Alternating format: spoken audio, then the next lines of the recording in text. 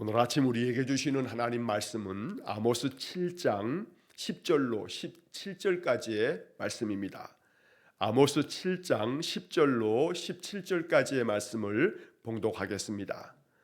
때에 베델의 제사장 아마샤가 이스라엘의 왕 여로보암에게 보내어 이르되 이스라엘 족속 중에 아모스가 왕을 모반하나니 그 모든 말을 이 땅이 견딜 수 없나이다. 아모스가 말하기를 여로보암은 칼에 죽겠고 이스라엘은 반드시 사로잡혀 그 땅에서 떠나겠다 하나이다. 아마샤가 또 아모스에게 이르되 선견자야, 너는 유다 땅으로 도망하여 가서 거기에서나 떡을 먹으며 거기에서나 예언하고 다시는 베델에서 예언하지 말라. 이는 왕의 성소요 나라의 궁궐임이니라. 아모스가 아마샤에게 대답하여 이르되 나는 선지자가 아니며 선지자의 아들도 아니라 나는 목자요 뽕나무를 재배하는 자로서 양떼를 따를 때에 여호와께서 나를 데려다가 여호와께서 내게 이르시기를 가서 내 백성 이스라엘에게 예언하라 하셨나니 이제 너는 여호와의 말씀을 들을지니라. 내가 이르기를 이스라엘에 대하여 예언하지 말며 이삭의 집을 향하여 경고하지 말라 하므로 여호와께서 이와 같이 말씀하시기를 내 아내는 성읍 가운데서 창녀가 될 것이요 내 자녀들은 칼에 엎드러지며 내 땅은 측량하여 나누어질 것이며 너는 더러운 땅에서 죽을 것이요 이스라엘은 반드시 사로잡혀 그의 땅에서 떠나리라 하셨느니라. 아멘. 자, 어제 우리가 아모스 7장 1절로 9절까지의 말씀을 읽으면서 아모스서가 전체 9장까지 되어 있는데 이 7장은 전환점이 되는 그런 장이다 하는 말씀을 어제 아침에 드렸습니다. 왜냐하면 7장부터 9장까지에 나오는 내용들 속에 하나님께서 아모스에게 5가지 환상을 보여주고 그 5가지 환상의 이야기를 통해서 북이스라엘에 대한 하나님의 심판의 경고를 다시 한번 확실하게 말씀하시는 내용들이 7장부터 이제 시작이 되기 때문입니다. 어제 본문에서는 3가지 환상의 이야기를 보았습니다. 메뚜기 환상, 불의 환상, 다림줄 환상을 보았고 이제 내일 8장에서 4번째 환상이 나오고 또 9장에서 5번째 환상이 나옵니다. 자, 그런데 오늘 본문에서 7장 10절로 17절까지의 이야기는 환상의 이야기는 아니지만 이 아모스가 계속해서 환상을 통해서도 하나님 말씀을 전하실 때에 아모스의 이야기를 그대로 받아들이는 이스라엘이 아니었습니다. 그 중에서도 베델의 제사장이었던 아마샤라고 하는 사람이 아모스의 이 예언의 말씀을 들으면서 마음이 얼마나 거북하고 또 힘들었는지 이 아모스에 대해서 대적하는 그런 장면이 나오게 됩니다. 그래서 5가지 환상 이야기가 쭉 진행되어지는 중에 중간에 아모스를 대적하고 반대하고 또 아모스를 아주 핍박하듯 그렇게 악을 행하는 자들이 있었음을 보여주는 그런 이야기가 중간에 이제 삽입이 된 것입니다. 자, 10절부터 17절까지의 오늘 읽은 이 말씀을 통해서도 하나님께서 우리에게 명하시는 하나님의 뜻이 우리 마음 가운데 깨달아지기를 원합니다. 자, 본문의 말씀을 살피면 10절 말씀에 때에 베델의 제사장 아마샤가 이스라엘의 왕 여로보암에게 보내어 이르되 이스라엘 족속 중에 아모스가 왕을 모반하나니 그 모든 말을 이 땅이 견딜 수 없나이다. 자, 먼저 베델의 제사장 아마샤라고 이렇게 표현되어 있습니다. 베델은 북이스라엘에 있어서 아주 중요한 그런 종교적 성읍입니다. 북이스라엘의 수도는 베델보다 훨씬 더 북쪽에 있는 사마리아입니다. 사마리아가 북이스라엘의 수도이고 그런데 그 수도에 있었던 여로보암 2세 왕이 나라를 그렇게 다스릴 때에 그 옛날 북이스라엘이 처음 분열되어지면서 첫 번째 왕이었던 똑같은 이름의 여로보암이 저 북쪽의 단이라고 하는 곳에 또 남쪽의 베델이라고 하는 곳에 송아지 형상을 만들어 두고 이게 우리를 인도하는 하나님이다 하면서 송아지 숭배를 하나님 숭배처럼 여겼던 악을 행했습니다. 그게 오랫동안 이어져 내려왔습니다. 자, 그러는 중에 이 남쪽에 있었던 베델이라고 하는 것은 아주 중요한 그들로서는 성지가 되었습니다. 왜냐하면 베델은 그 옛날 자기들의 조상 야곱이 하나님의 집이라 해서 일컬어졌던 이름이 베델이었는데, 이 베델에 금송아지 만들어 두고 거기에 제단을 만들어 두고 이곳에서 그들이 제사를 지내면서 금송아지를 하나님이라 이렇게 주장하면서 많은 북이스라엘 사람들이 더 남쪽에 있는 예루살렘까지는 가지 못하고 나라가 분열됐기 때문에 예루살렘에 가서 솔로몬 성전에서 예배하지 못하고 베델에 모여서 그들이 많은 제사를 지냈던 것입니다. 저 북쪽의 단까지 올라가기보다는 오히려 더 역사적으로 오랫동안 종교적인 중요한 지역이었던 베델에 그들이 모였던 겁니다. 자, 그런데 베델의 제사장 아마샤라고 말했는데, 이 아마샤는 그 베델에 금송아지 섬기는 일에 가장 주도적인 역할을 했던 그런 사람 중에 한 사람입니다. 어찌 보면 종교 지도자들 가운데 최고의 권력을 가지고 있는 사람이 아마샤라고 말할 수가 있습니다. 이 아마샤가 사마리아 그 수도에 있었던 이스라엘의 왕 여로보암 2세에게 사람을 보낸 겁니다. 뭐 때문에 사람을 보냈냐 하면 그 뒤에 이어지는 이스라엘 족속 중에 아모스가 왕을 모반하나니 그 모든 말을 이 땅이 견딜 수 없나이다 하는 얘기를 왕에게 이야기를 하기 위해서 사람을 보냈습니다.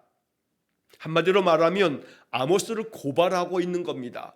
고발의 내용은 이 아모스라고 하는 자가 왕을 배반하고, 그래서 그 하는 모든 말들이 이 땅에 모든 사람들이 견딜 수 없을 만큼의 아주 못된 말을 쏟아내고 있으니 이 아모스를 가만두어서는 안 되겠습니다 하는 그런 고발의 이야기를 왕에게 전하였던 겁니다. 그러면서 또 한 가지 얘기하기를 11절의 말씀에 아모스가 뭐라고 얘기했는지를 이 고발의 내용으로 전달을 했는데, 아모스가 말하기를 여로보암은 칼에 죽겠고 이스라엘은 반드시 사로잡혀 그 땅에서 떠나겠다 이렇게 말합니다. 이 아모스가 말하는 이 모든 것들이 왕을 모반하는 것이 아니겠습니까? 이 땅 이스라엘 사람들이 사로잡혀 가겠다고 유언비어를 퍼뜨리고 있습니다 라고 이렇게 아모스에 대해서 아주 악한 감정으로 바로 여로보암 2세 왕에게 고발을 하였던 겁니다. 사실 이 아마샤의 이야기는 다 거짓된 얘기입니다. 아모스 선지자가 결코 왕을 배반한 적이 없습니다. 반역을 한 적이 없습니다. 또 그 모든 말을 이 땅이 견딜 수 없다고 했지만 사실은 견딜 수 없었던 것은 종교 권력을 가지고 있는 아마샤 자신이었던 겁니다.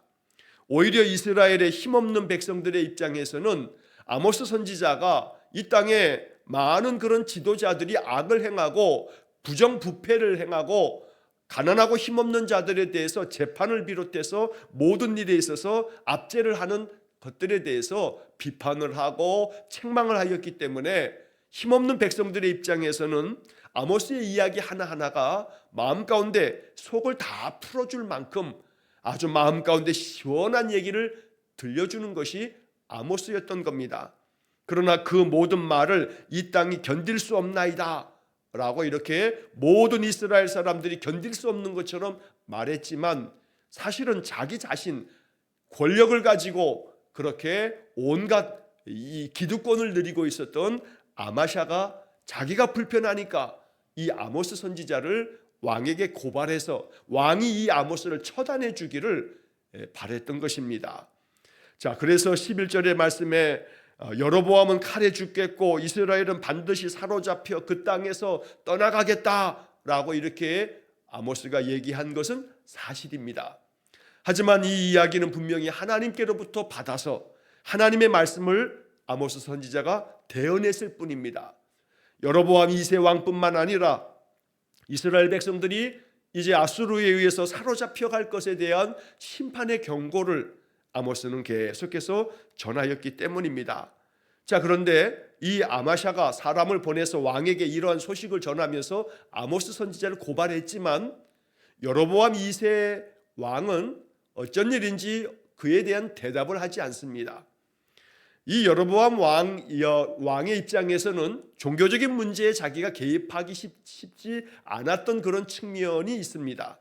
그래서 여로보암 왕이 어떤 답변도 하지 않는 때에 이 아마샤가 다시 이번에는 아모스에게 저주하듯 얘기하는, 아주 압박하면서 얘기하는 장면이 12절과 13절에 나오는 겁니다.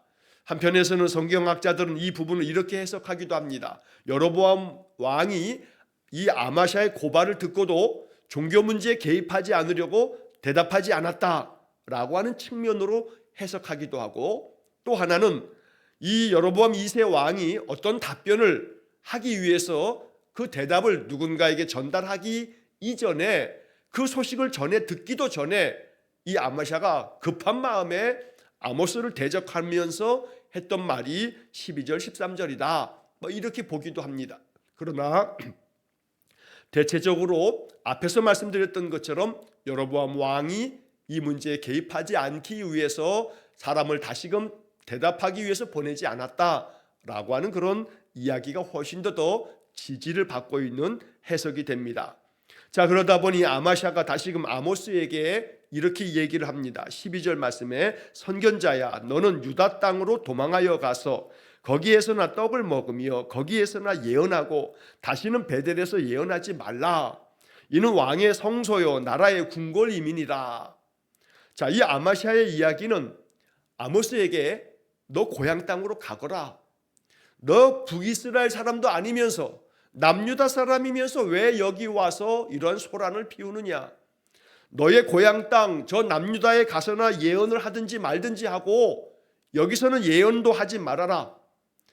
유다 땅으로 도망가라 라고 하는 얘기는 너 네 고향 저 유다 땅으로 가지 않으면 우리가 가만두지 않겠다 라고 하는 그런 겁박을 하고 있는 것입니다. 유다 땅으로 빨리 도망가서 너의 생명이나 유지해라. 거기 가서 떡을 먹으며 살든 뭘 하든 네 마음대로 거기서는 해라. 거기 가서 예언한다 한들 우리는 상관하지 않겠다. 다시는 베델에서 예언하지 말라. 여기는 북이스라엘이니 더 여기서는 예언하지 말아라. 만약에 계속해서 네가 지금 하는 것처럼 하다가는 우리가 너를 죽일 수도 있다 라고 하는 그런 겁박을 여기에 담고 있다는 겁니다. 그런데 맨 마지막에 13절 끝에 보면 이는 왕의 성소요 나라의 궁궐이민이라 라고 얘기합니다. 다시는 베델에서 예언하지 말라. 베델은 왕의 성소다. 나라의 궁궐이다. 이렇게 아마샤가 얘기를 합니다. 어찌 보면 이 아마샤는 지금 이 표현을 통해서 자기가 왕을 높이는 그런 마음이 있다는 것을 나타내듯이 이 베델이 왕의 성소다. 성소라고 하는 말은 여호와의 성전이 있는 곳이 성소입니다.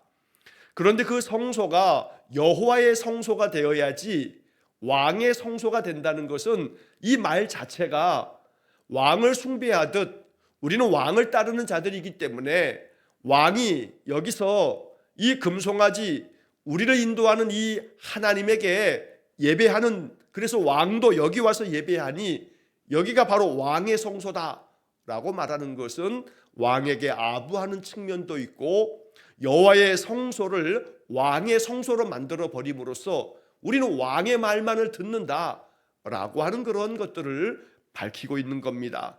한편 나라의 궁궐이라고 표현했지만 사실 나라의 궁궐은 수도였던 사마리아 성에 있습니다. 그럼에도 불구하고 나라의 궁궐이라고 표현하면서 마치 이 베델의 이 사마리아에 있었던 여로보암 왕이 제사를 지내기 위해서 이 베델에 오게 되면 여기가 왕의 궁궐이 아니냐. 사실은 그렇게 말하면서 왕이 다시금 예배를 마치고 사마리아 수도로 올라가게 되면 여기는 내 궁궐이다 라고 하는 마음이 이 밑에 깔려 있는 겁니다. 나라의 궁궐인데 너가 여기서 이러한 예언이라고 한답시고 예언하는 것들이 왕은 죽을 거라고 하고 백성들은 사로잡혀 끌려갈 거라고 하니 너는 이 나라의 반역자다 라고 하는 이야기를 이렇게 표현하고 있다는 것입니다. 이러한 아마샤의 주장은 사실은 얼토당토하는 그러한 주장이고 또 궤변에 불과합니다. 이 아마샤는 자신이 가지고 있는 이 종교 권력을 계속해서 유지해 가야 하는데 아모스가 이것을 계속해서 비판하고 또 하나님의 심판이 임할 것이라고 주장하기 때문에 이 아마샤가 자기 자신이 마음이 견딜 수 없을 만큼 이제 괴롭다 보니 이러한 행위를 했던 것입니다. 그러나 이러한 얘기를 듣고 아모스 선지자가 가만히 있지 않습니다. 아모스 선지자가 아마샤에게 이제 대답하는 이야기가 이제 14절부터 17절까지에 나오게 됩니다. 먼저 아모스는 자기 자신에 대한 이야기를 먼저 밝힙니다. 나는 선지자가 아니며 선지자의 아들도 아니라 너는 나를 선견자야 하면서 불렀지만 나는 선지자가 아니다. 선지자의 아들도 아니다. 우리 집안은 선지자의 집안이 아니다. 나는 그냥 목자에 불과하고 뽕나무를 재배하는 농부에 불과하다. 그런 나를 하나님께서 어느 날 내가 양을 치고 있을 때에 여호와께서 나를 데려다가 여호와께서 내게 말씀을 하셨다. 뭐라고 말씀하셨냐 하면 가서 내 백성 이스라엘에게 예언하라 라고 하나님이 나를 부르셨기에 나는 하나님의 부르심에 응답하고 있을 뿐이지 나는 직업적으로 선지자 역할을 하는 선지자 노릇하는 자도 아니고 나는 결코 하나님 앞에서 선지자의 삶을 살겠다 했던 선지자의 제자도 아니다 라고 하는 이야기를 전하고 있습니다.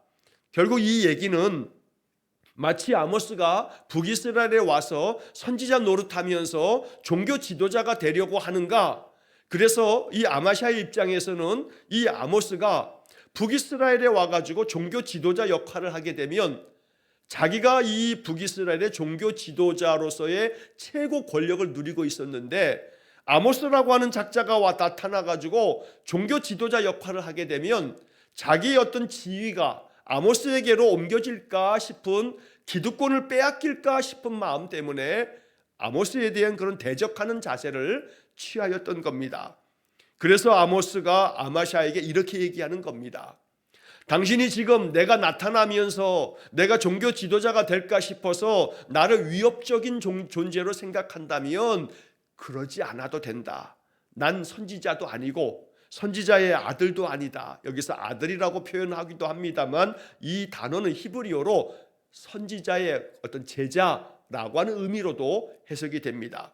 그래서 나는 직업적으로 선지자 되겠다고 한 사람이 아니다. 나는 앞으로 이 북이스라엘에서 영적인 종교 지도자가 되려고 하는 사람은 아니다.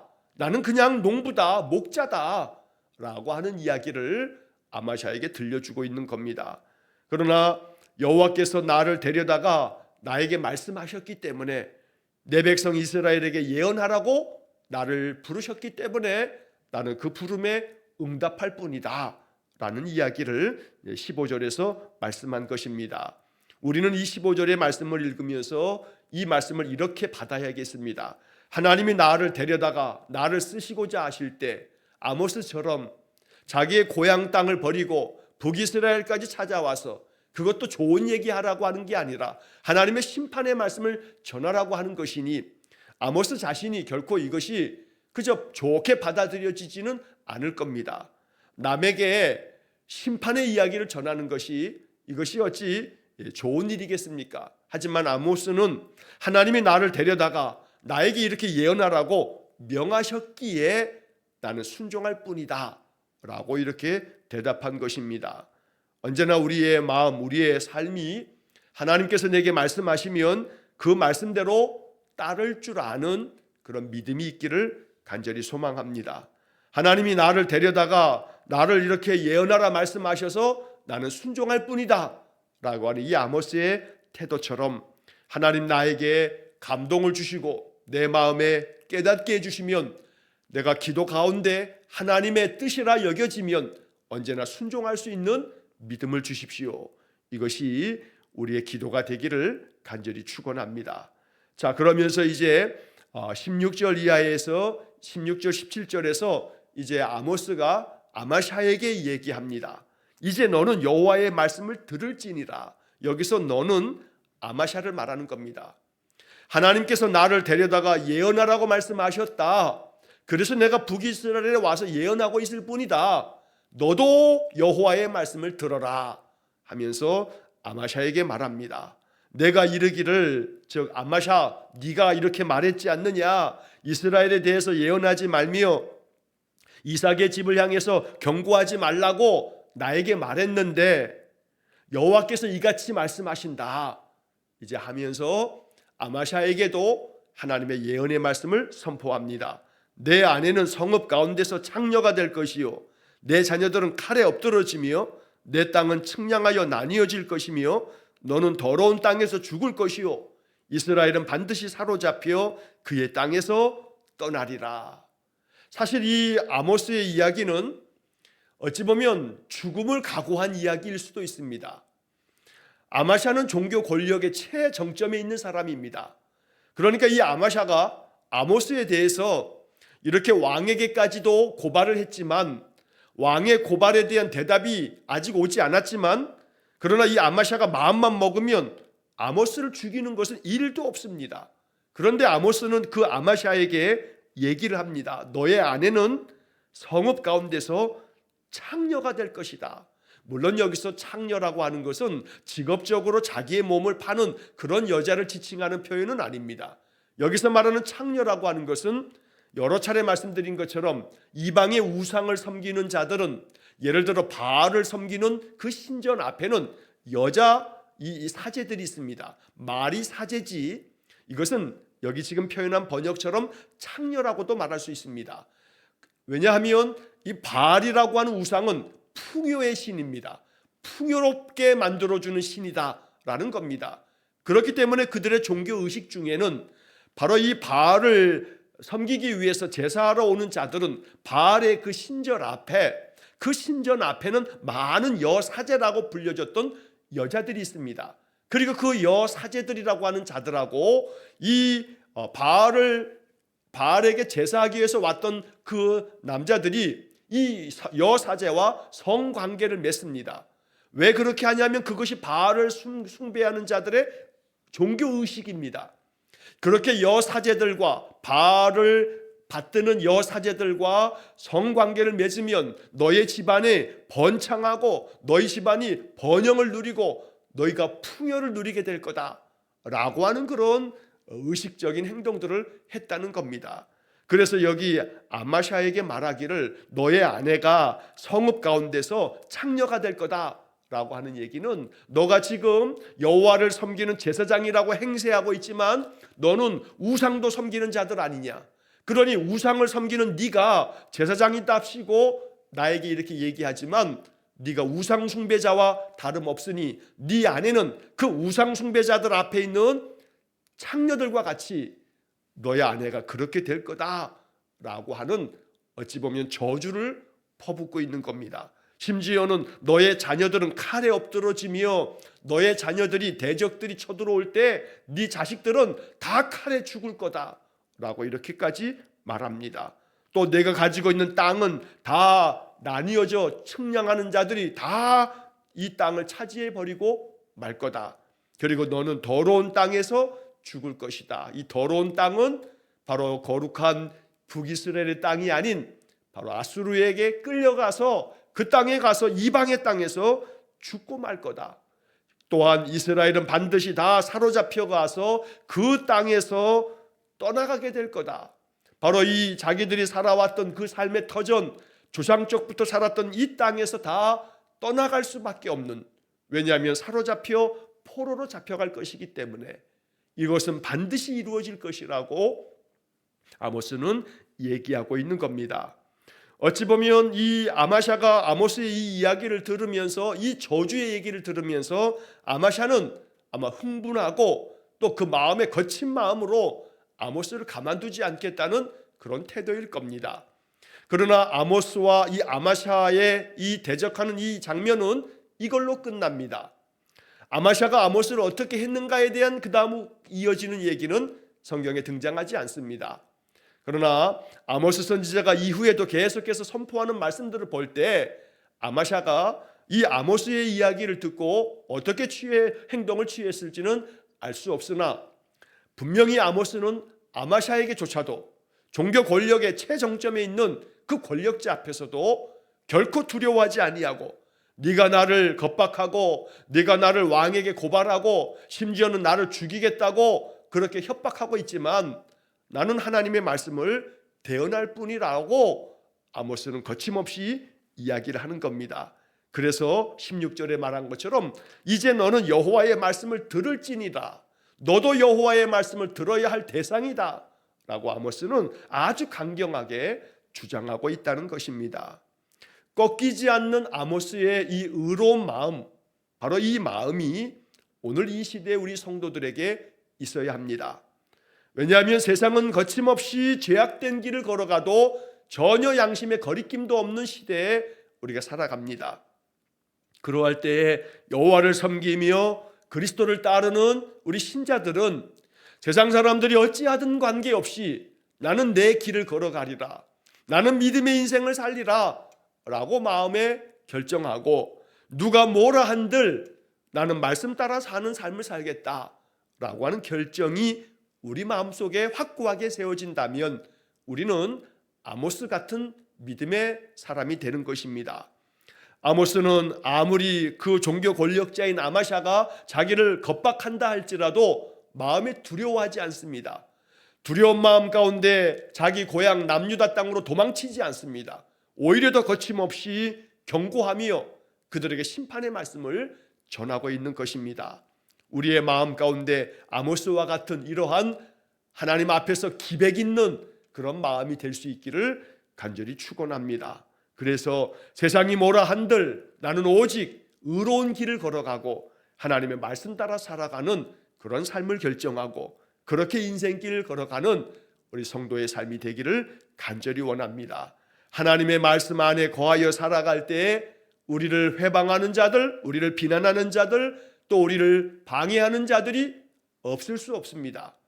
아마샤가 그러했던 것처럼 아모스 선지자가 아무리 하나님의 말씀을 전해도 오히려 대적하는 자들이 생겨지게 됩니다. 그러므로 항상 모든 사람들이 나를 지지해 줄 거라고 생각할 필요는 없습니다. 내가 하나님의 말씀 안에서 옳은 길, 바른 길을 걸어갈 때 어찌 보면 거치는 자들이 있을 수 있습니다. 그러나 그러한 자들의 마음 안에 부정하고 또 죄악되고 또 잘못되어진 그런 행동을 하면서 우리를 비난한다면 그 비난은 우리가 충분히 감수할 수 있을 만큼 우리의 마음이 강인한 마음이 되기를 간절히 원합니다. 그래서 못된 자들이 못된 의도를 가지고 못된 행동을 하면서 나를 회방하고 나를 괴롭히는 그런 마음이 있을 때 우리의 마음이 오히려 그것 때문에 움츠려들거나 마음 아프게 생각하지 말고 오히려 더 강하고 담대한 마음으로 나의 올바른 그 길을 온전하게 걸어갈 줄 아는 아모스 선지자의 이 거룩한 성령에 감동된 마음이 우리 안에 있기를 간절히 원합니다. 이 악한 세상 가운데서 신자들이 아모스와 같은 이런 담대함이 있어야만 합니다. 그렇지 않으면 세상에서 믿음의 사람들이 점점 더 힘을 잃게 되고 죄악에 눌려서 하나님의 나라를 이루어갈 수 없게 된다는 겁니다.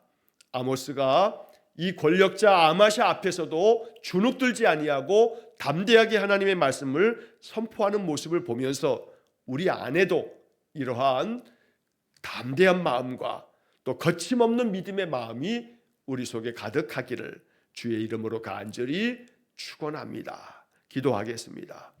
자비로우신 아버지 하나님, 잘못된 종교 권력자 아마샤가 아모스 선지자를 겁박하며 예언하지 말라고 주장하여도 아모스는 결코 그 마음 꺾이지 아니하고 오히려 하나님의 그 심판의 말씀을 거침없이 전하였으니 하나님, 아모스에게 부어주셨던 여호와의 영이 오늘 우리 성도들에게도 충만하게 임하길 원합니다.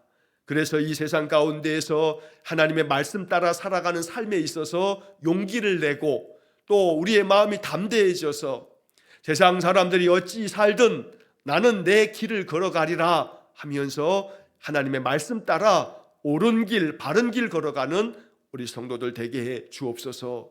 그래서 언제나 우리의 마음이 세상으로 인하여 꺾이지 아니하고 하나님께서 내게 명하시는 대로 순종하며 살아가는 진실한 신자가 되게 해 주옵소서.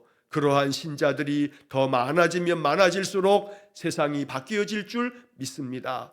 우리 모든 성도들의 삶이 이렇게 하나님께서 칭찬하시며 기뻐하실 삶이 되도록 언제나 우리를 인도해 주옵소서. 오늘도 한날의 삶을 주님께 의탁합니다. 소란한 세상 가운데 하나님의 평화가 임하기를 원하고 하나님께서 우리 성도들의 모든 삶 속에도 언제나 주의 평강을 베풀어 주옵소서. 예수님 이름으로 기도하옵나이다. 아멘. 우리 구주 예수 그리스도의 은혜와 하나님 아버지의 극진하신 사랑과 성령의 교통하심이 날마다 내게 주시는 여호와의 말씀을 나의 삶 속에 이루기 위해 마음 가운데 더 큰 용기를 내어 담대하게 믿음으로 살기를 기도하며 결단하는 머리 숙인 귀한 성도들 위해와 저들 가정과 온 가족들 위해 영원토록 함께 하시길 축원하옵나이다.